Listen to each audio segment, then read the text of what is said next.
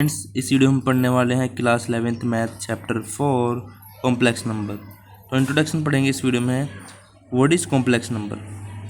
तो a number of the form a plus i b where a and b are real number is said to be complex number. यानी जो भी number हमारे a plus i b की form में होते हैं वो कॉम्प्लेक्स नंबर होते हैं। इसमें a एंड b क्या होते हैं बेटा? रियल नंबर होते हैं। Okay, we denoted complex number by z. तो z equals to a plus i b. तो हम कॉम्प्लेक्स नंबर को ऐसे लिखते हैं। ओके, तो इसमें रियल पार्ट बेटा क्या होता है? ए होता है। तो रियल पार्ट को हम इसमें ऐसे लिखा जाता है। तो ए इज आर ई जेड, यानी ए रियल पार्ट है हमारे कॉम्प्लेक्स नंबर का। एंड इमेजनरी पार्ट क्या है इसमें? आई बी। आई बी हमारे पास इमेजनरी पार्ट है इसमें।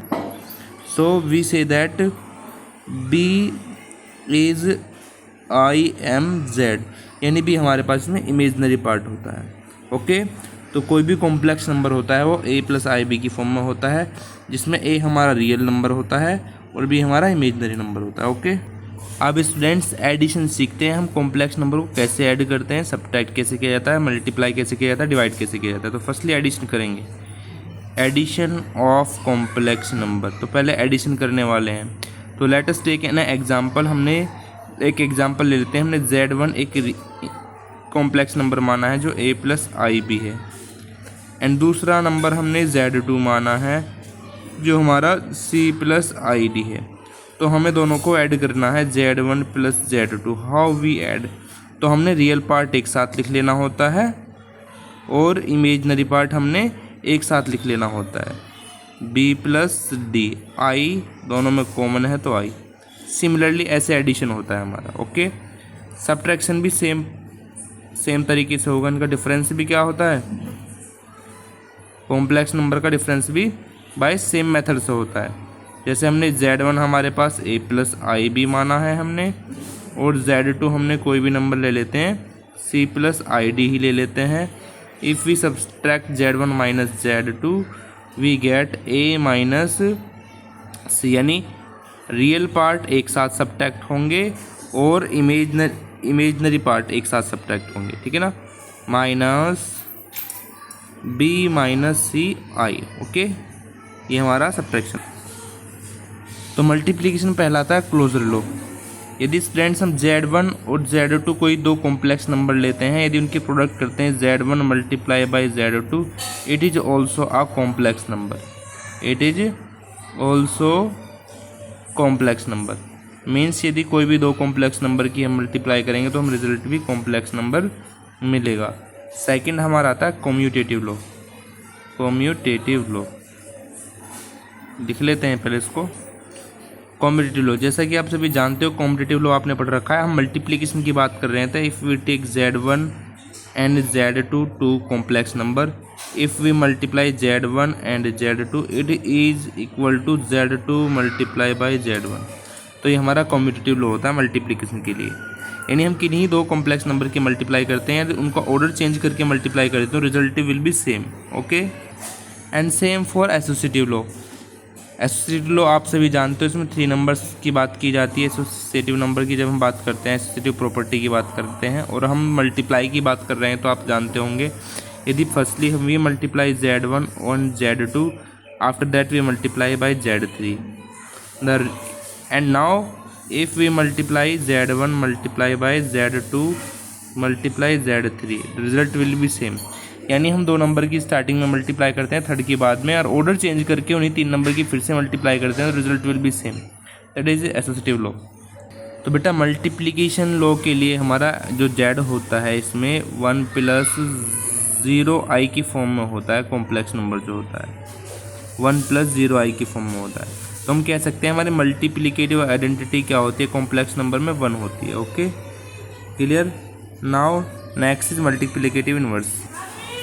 Students, if we have Z a complex number, then the multiplicative inverse of Z is 1 by Z, and it is denoted by Z inverse. Okay, if we multiply the multiplicative inverse of two numbers, we get the 1. Okay, that is known as multiplicative inverse of number. तो बात करते हैं distributive law की। नाम से ही आपको समझ में आ रहा है डिस्ट्रीब्यूटिव लॉ, यानी जो डिस्ट्रीब्यूशन हो सके। तो Z1 का डिस्ट्रीब्यूशन करना है Z2 और Z3 के पास, यानी हम कह सकते हैं Z1 की मल्टीप्लाई करनी है Z2 और Z3 में। तो Z1 Z2 में मल्टीप्लाई किया हमने, Z1 की Z3 में किया, Z1 Z3। Similarly second law is Z3 की मल्टीप्लाई करनी है Z1 में, तो Z1 Z3 और Z3 की मल्टीप्लाई Z2 में। तो ये डिस्ट्रीब्यूटिव लॉ है।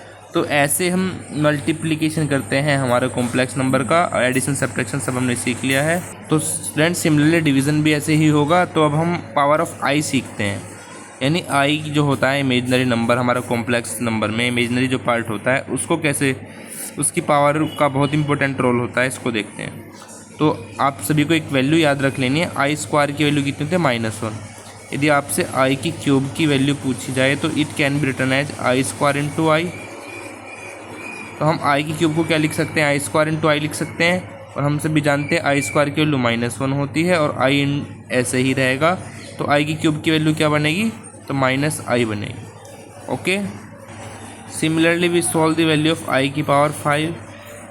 तो वी कैन राइट i की पावर 5 इज दैट i² का होल स्क्वायर इंटू आई। और आप ही सब जानते हो i² की वैल्यू कितनी होती है, -1² इंटू आई। तो what is the value of -1 का स्क्वायर, तो +1 इंटू आई। तो answer will be i। Okay, similarly आप i की कितनी भी पावर हो तो उसको सोल्व कर सकते हो। तो स्टूडेंट्स अब बात करते हैं मॉडुलस ऑफ कॉम्प्लेक्स नंबर के बारे में। सो हम एक कॉम्प्लेक्स नंबर लेट कर लेते हैं पहले। तो हमने z एक कॉम्प्लेक्स नंबर माना है जो कि a+ib की फॉर्म में होता है। तो z के मॉडुलस को बेटा हम डिनोट करेंगे, z मॉडुलस का सिंबल ये होता है। And the formula of z modulus is √a² + b²। ये होता है modulus of complex number z। Okay, तो हम मॉडुलस ऑफ कॉम्प्लेक्स नंबर यानी इसको ऐसे डिनोट किया जाता है। और ये होता क्या है, कोई भी नंबर हो यानी c और d होता तो c² d² बनता है हमारे पास। ओके, तो मॉडुलस ऑफ कॉम्प्लेक्स नंबर होगा z मॉडुलस √a² b²। अब कंजुगेट की बात कर लेते हैं। यदि हमने z को कॉम्प्लेक्स नंबर माना है a+ib की फॉर्म में, तो इसका कंजुगेट को हम z बार से डिनोट करेंगे। The conjugate of z a-b क्या होगा बेटा, z = a-b। ये कंजुगेट ऑफ कॉम्प्लेक्स नंबर होता है। तो स्टूडेंट्स इस वीडियो में हमने इंट्रोडक्शन ही पढ़ा है। नेक्स्ट वीडियो में इस एक्सरसाइज स्टार्ट करते हैं। Okay, thank you.